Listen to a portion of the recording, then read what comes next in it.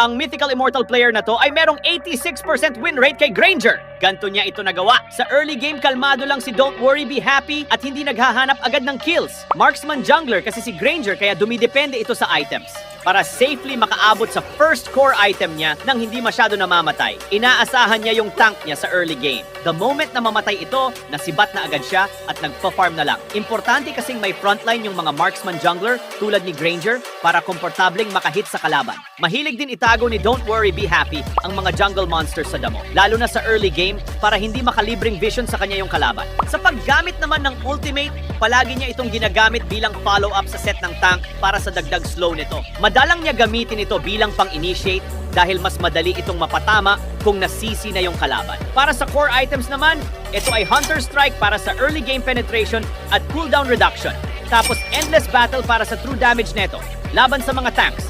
And lastly, Sea Halberd